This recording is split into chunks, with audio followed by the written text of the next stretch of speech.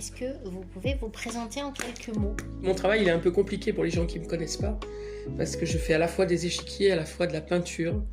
Donc ils ne savent pas trop si je fais des échiquiers, si je fais... Enfin voilà, on ne sait pas trop où me situer. Donc j'ai fait un petit texte qui est là, qui dit « Je suis peintre. Le jeu d'échecs est au cœur de mon travail depuis près de 20 ans. Je réalise des échiquiers qui sont des pièces uniques signées, et je fais également des tableaux et des illustrations sur l'histoire de ce jeu millénaire. Et je reproduis ces tableaux et ces illustrations sur différents supports, des boîtes, des objets, de la carterie, tout un tas de choses. Donc ça fait une vingtaine d'années que vous Ça fait 20 ans, là-dessus. pile. L'année dernière, on a sorti, je dis on parce que c'est un studio avec lequel je travaille à Paris, qui a voulu sortir Missball.20. C'est un livre qui raconte les 20 ans de mon travail, de mon atelier.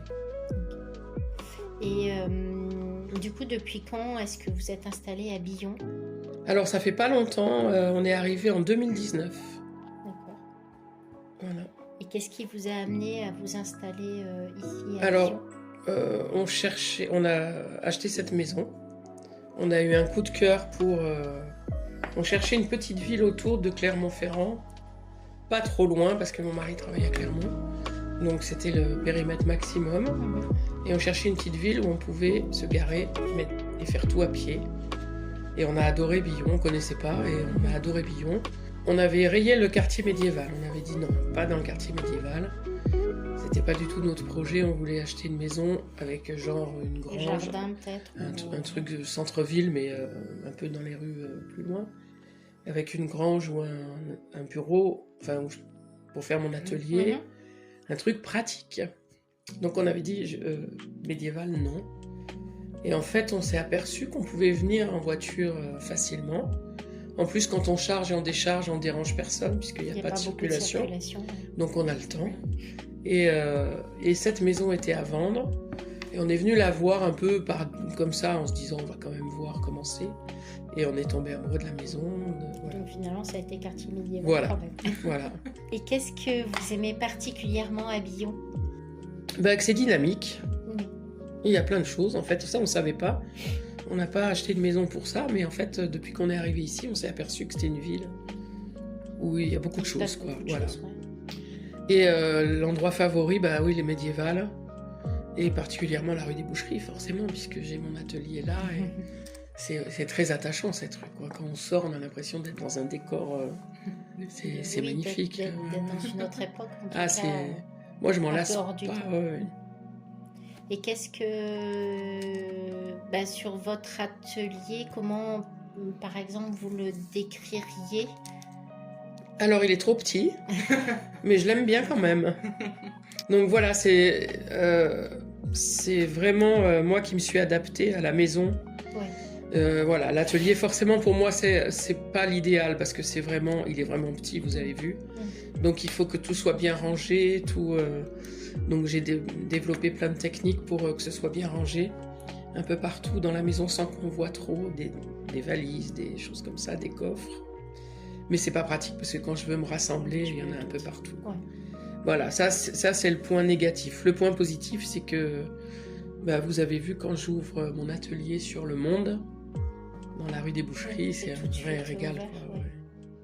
Et puis c'est peut-être inspirant aussi d'être ici dans le quartier médiéval pour justement... moi je travaille en plus sur toutes les périodes du jeu d'échecs. Ma spécialité c'est l'histoire du jeu d'échecs, mais bien évidemment ici en Europe c'est le jeu d'échecs au Moyen-Âge qui est le plus important. Donc quand je suis arrivée ici, Anne Cogny du Pays d'Art et d'Histoire m'a proposé de faire une exposition dans le petit local. Et donc, j'ai dit, oui, le jeu d'échecs au Moyen-Âge. Donc, c'est une exposition que je fais régulièrement. Et du coup, est-ce qu'ici à Billon, est-ce que vous avez l'occasion de collaborer avec d'autres artistes est-ce que vous avez des fournisseurs, des partenaires Moi, j'ai mis non.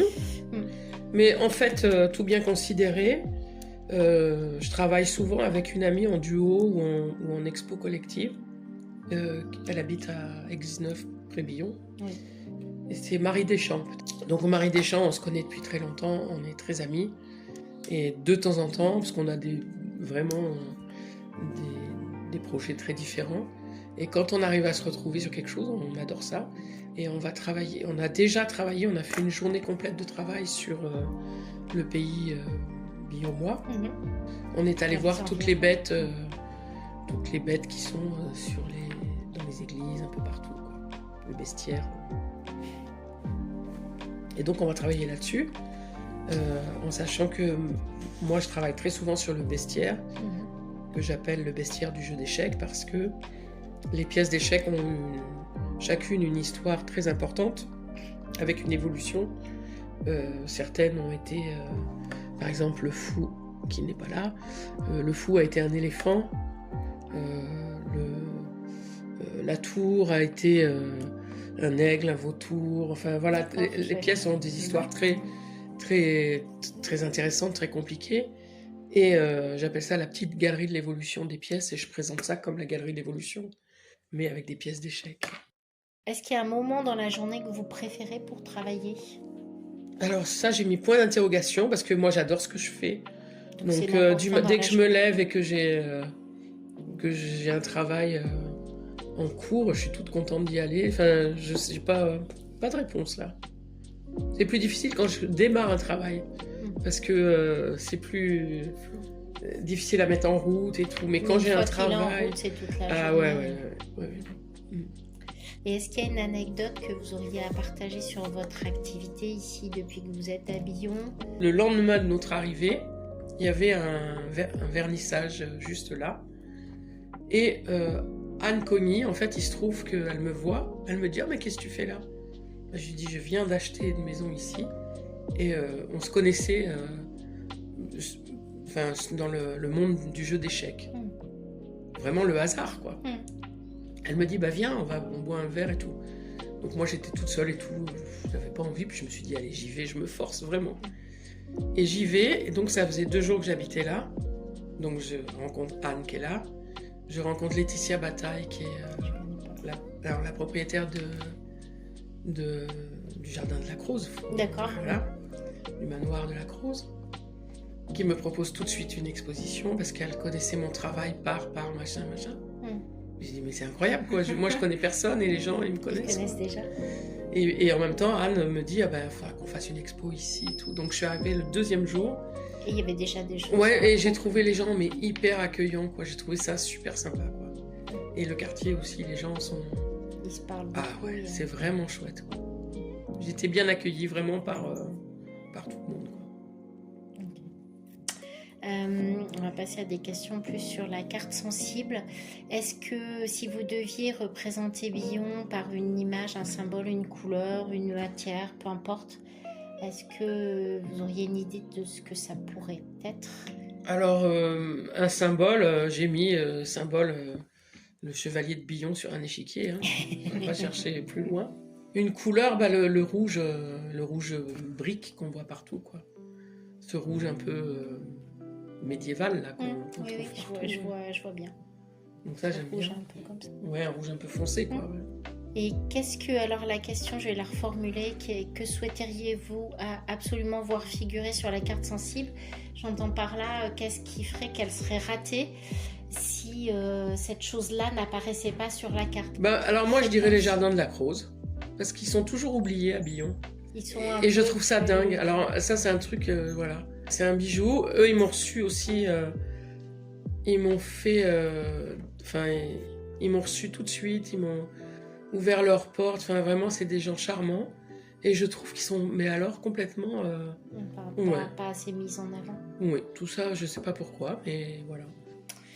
Est-ce que vous connaissez une histoire ou une légende de Billon? J'ai quand même mis un petit truc parce que, en dehors de tout ça, je suis collectionneuse de Blaise Pascal, donc on n'est plus au Moyen-Âge, là on est au XVIIe. Et je cherche l'histoire d'un portrait de Blaise Pascal qui aurait appartenu au premier maire de Billon. Enfin, qui a appartenu au premier maire de Billon. Et ce tableau, il est dans les réserves du musée Quillot. Et je m'en suis pas encore occupée. L'information doit être facile à trouver. Mais voilà, je cherche l'histoire d'un portrait de Blaise Pascal qui est très connu et qui a appartenu au premier maire de Billon. Voilà. Alors je pense que vous allez avoir des idées là. Si Billon était un personnage ou une créature imaginaire, puisque travaillant sur des bestiaires et tout ça. Bah oui. J'ai mis une sirène bifide ou un triton. Parce qu'il y a des sirènes bifides qui sont magnifiques sur les chapiteaux.